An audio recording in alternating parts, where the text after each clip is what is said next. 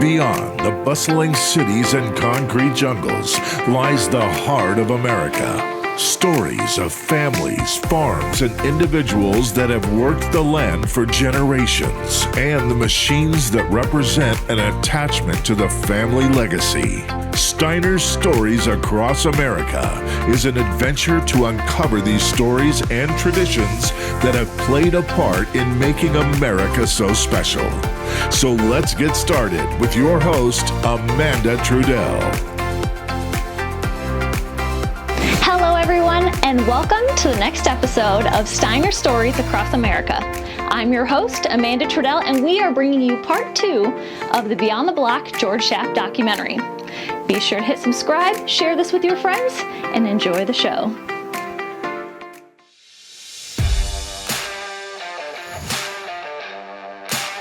Welcome back to Beyond the Block of the Mecum Experience. The George and June Schaaf Tractor and Truck Museum stands above the rest because each piece is a labor of love.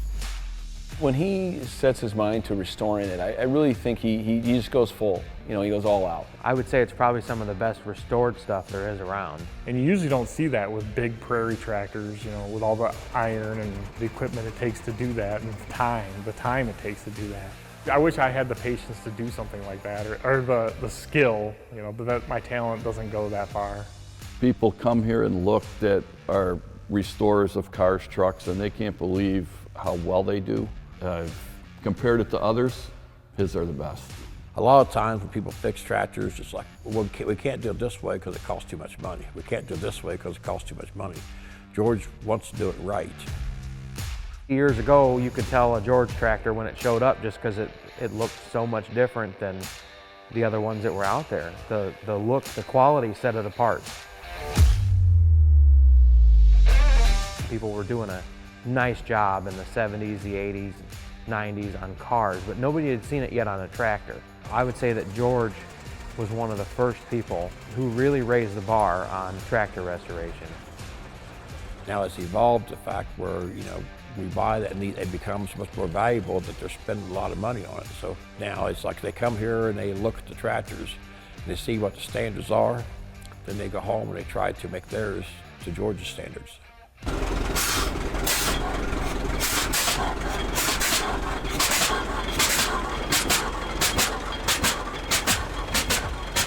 He doesn't just want it to be okay. He just doesn't want it to be so-so, and that's his personality, where if he's going to do it, he wants to do it right, and he wants to have the best. This crank was busted up, so we weld it back together. I bonded it up. We get the shape that we want, send it out to the caster, and this is what we get back. He really wants to replicate, you know, kind of how it was in its original state, to bring it back to life. He likes a lot of detail as far as even using the correct bolts, you know, the square head bolts, and no Phillips heads, obviously, because that wasn't around then. Everything's slotted. I want it done the right way. Let's put it that way. If it doesn't run, he don't like it. He loves to take them to the shows, run them, plow with them, thrash with them. Yeah, he likes them looking good too, but he likes them to work. Fire it up. And he likes them, you know, obviously to start right up. You go there and crank them a few times and they start up and drive. Well, a lot of stuff gets taken all the way down to the bottom, all the way down to the bare frame, pull the engine apart. Bill will get all new sheet metal for everything. Everything gets painted with automotive paint. I mean, there's hardly any stone left unturned. But how in the heck do they do it? Take a lot of pictures first, tear them all apart, pay attention to what you take apart. Whatever's broke, you try to get that out as soon as possible because you might be waiting on it, especially machining parts. And, you know, even sheet metal and stuff, if you got to get something made, try to get it out as soon as you can. Yeah, then start putting it back together. The biggest thing people want to cut corners on, and it totally leaves me bewildered, is paint nowadays can go for as much as $1,000 a gallon. And everybody squirms, you sell $1,000 a gallon, but if you figure the hundreds and hundreds of hours that they put in to get this stuff ready to paint, the price of paint is nothing compared to the labor. And anything can look good right away. But if you don't use the good quality paint, over years the paint will peel, it'll fade, and it'll just look really cruddy. So how do you do a stellar paint job? It's all in the prep. If you don't sand it properly and prime it and sand it again and get the finish the way you want before you paint it, then you're not going to have a good paint job. And of course, how you lay it on, and a good gun, and a little bit of experience. I guess that all kinds of comes in together. And you got to be relaxed. If you go in there tense painting, you're not going to have a good paint job. When he sees it at a show and other people see it and people comment about it and say, oh, this, it's how good it is, how beautiful it is. I think that's what, inside that's what makes him, feel good about what he's done and what he's had the guys do for him. The interesting thing is his shed, it changes routinely. I mean, this is his 4th auction. So from a dollar perspective, it's been millions and millions over the years, obviously. But I don't think the dollar value is as important as the time and the energy that he puts into all of his tractors. They're just, when he restores a tractor, at the end of the day, it's just an impeccable restoration. It's just something you don't hardly see anywhere else. There's a lot of pride, and George is really picky on how he wants things done. Turn the key, make sure it works. If I'm gonna give it to somebody else and somebody's gonna pay, like in bigger tractors, they're gonna pay, say, $100,000 and up, they should get it the right way. I think they're going to get the best. We put a lot into these tractors, and we don't usually take any shortcuts, and very conscious about what he puts into these. So the ones that we restored, we put our heart and souls in them. Just been fun to watch him go from being a frame to, taking it apart and sandblasting to seeing him finished. When you look at the George and June Schaaf Tractor and Truck Museum, you will not miss the artistry of George's restoration team. There's no denying they have some serious talent. I have a lot of respect for Bill and Dan as mechanics, and Justin the same way.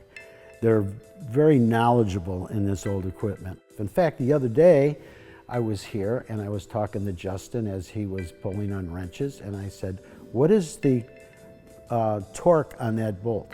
He says, you show me the book and I'll tell you what the torque should be on that bolt. And I said, I don't think there's a book that's made. He says, there isn't. You just have to know. Every machine you get, when you look at it, it tells a story.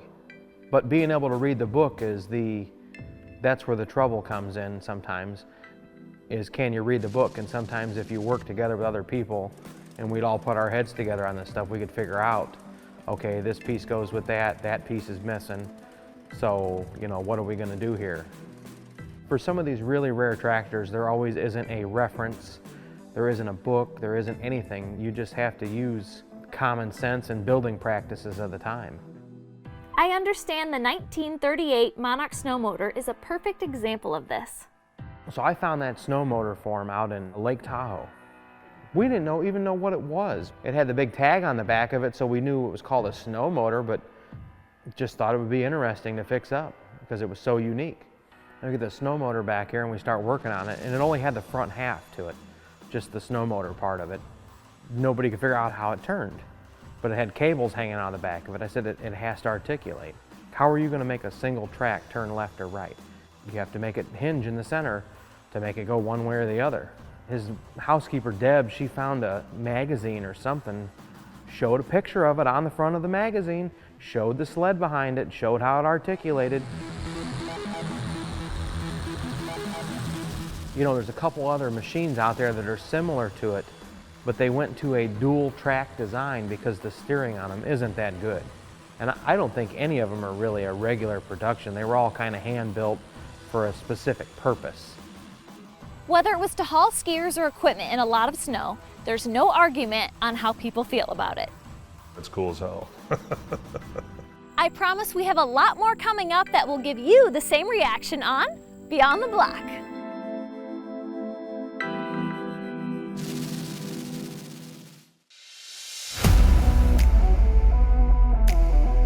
I know what you're wondering. What might be the most standout tractor from the George and June Schaaf Tractor and Truck Museum?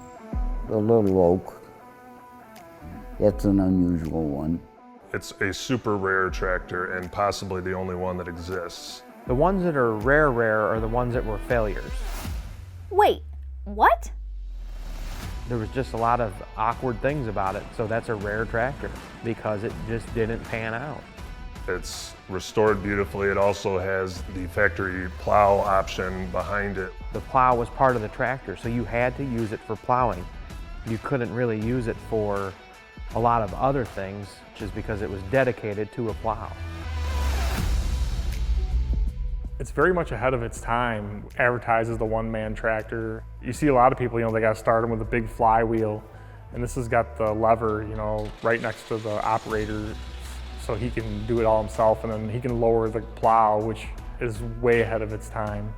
I mean, it was a great idea, but it didn't work out so well.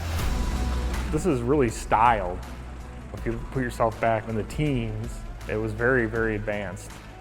It's just that it's a different tractor when you see how it's made.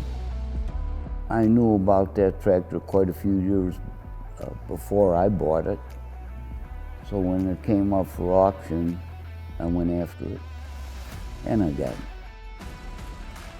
But it was a tough restoration. From an engineering standpoint and aesthetics and collectability, I don't think it would get much better than having something like that. There's no doubt the 1917 Wilmer Little Oak is a fan favorite. But what other gems inside the Schaaf Museum have tractor collectors excited? You've got International Type A. That's the beginning of International Harvester, one of their first models. The Altman Taylor, that's nice because that was Altman Taylor's last hurrah before they got bought out by Rumley. Little Sawyer Massey is cute as a bug, I like Little Sawyer Massey. Of course, I'm from Ohio, so he's got a Sandusy tractor up there, which is built in Ohio, which has a little bit of a pull onto my heartstrings. The Hart Par is always a nice tractor. His 4072 is nice. Pioneer. What about the one-of-a-kind 1920 Stinson 1836? And the 1917 Hume 2030 HP. I'm not going to be picky. They're all nice. He has almost every Avery ever made, every size.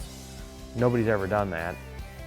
So that's a big deal. You can come here and you can see everything that Avery made. I don't know why they made so many different models, but he's got the big 4080 with the round radiator, the big 4080 with the flat automotive radiators. He's got it both ways, and all the way down to the 512s. You never see any more Averys, I don't think, in one place. Along with his tractors, George has some really quality trucks. One of my favorites is his 37 Ford V8. It's just got the look, the stance, they call it. His case car is one of the nicest brass cars I've been around. Of course, I've got International Auto Wagons. I see his auto wagon, it looks just as good on the inside as it does on the outside. And his large-scale neon signs representing each of the ag equipment and tractor manufacturers from the first half of the 20th century will make your jaw drop. I'm a kid in a candy store. Not many people could say that they could just have people over to their house and have a show. In 2020, when the tractor shows were canceled due to COVID, that's exactly what George did for the tractor community, right on his own property. That was really special. We were able to drive a bunch of tractors. We kind of had our own little parade.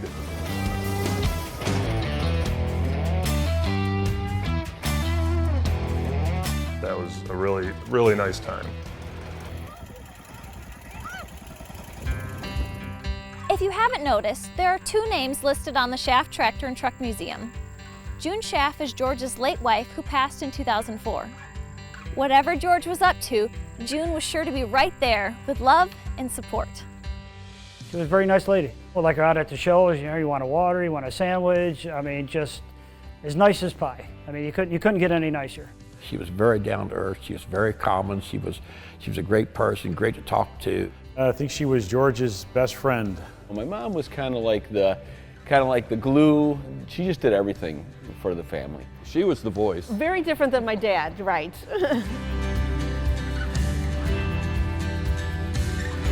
She was such a supporter of whatever we wanted to do. From sports to kids to collecting, June backed it all up. I had a good wife, so never had a problem. And a lot of guys always ask me, did your wife trying to stop you, hanging on to you. No, she was the other way. Go ahead and bid. Sometimes when they didn't want to bid, she'd tell me to go ahead. That became, their thing to do. She loved going to those shows too. She liked traveling. She loved it when family came with. I think if you probably asked her, she would love to sit somewhere on a beach or something like that, instead of a dirty, messy tractor show sometimes. But she enjoyed it because she knew that he enjoyed it.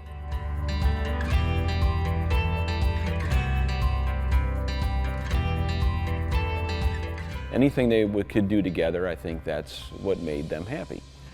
Maybe June and George were meant to be because, you see, she was also an avid collector. It was a hobby they were able to share as husband and wife. As far as the museum goes, June's collection manifested in a beautiful and large assembly of dolls. I was big-hearted. I gave her a room in my building so she could collect dolls. So. How sweet of you. Yeah, wasn't it? She would see a doll she'd like and collect them. So it didn't really matter what it was. It was just she always liked to collect dolls, and that's why we have that whole collection there. Then she started getting them as the grandkids were born. She would look for some that had the names, that would correspond, Same thing. Start off with a few, and that got a little, I think that got out of control too. But they both like to collect. June collected hundreds of dolls, including dolls from the Ashton Drake Galleries, Franklin Mint, Danbury Mint, and more. That includes the 1989 Grand Duchess of Anastasia, adorned with 22-karat gold. Most of them are porcelain. If you dropped it, it would probably break, but there's precious moments, dolls, then there's a lot of brides, a lot of Barbies, teddy bears I think still in there, and there's just really no rhyme or reason, just collections to different things. They're mostly fancy looking though. My wife has a doll collection as well, so there was a connection there that I don't know much about it, and he knew nothing about his wife's dolls. So between the two of us, we could commiserate about how much we did not know about dolls. I did get surprised. I looked at the list, and then I looked what they cost. Good thing I didn't know it at that time. So. Oh, George. I wouldn't complain too much though, because from what I hear, there are some things she could call you out on, mister. Bless June's heart, I rode once with George in his truck. June was an angel, because George drives. We were going back from the show, and he said, "Get in there with me, ride with Wendell." And I got in the truck with him, and he decided to pass somebody. And there was a semi coming. And it didn't matter to George. He just kept right on driving. The semi kept coming, and there's a little jumper seat. Poor June was sitting on a jumper seat over there. June was an angel. If she rode with George, all them, she had nerves of steel. And on that note, hang tight for more Beyond the Block of the Mecum Experience. And always remember to buckle up. Well, I hope you enjoyed that as much as I did. Be sure to share it with your family, your friends, and your tractor clubs. Don't forget to hit that subscribe button and follow us on Facebook at Steiner Tractor Parts. Oh, and if you have any stories that you'd like to share, email me, AmandaT@steinertractor.com. See you then!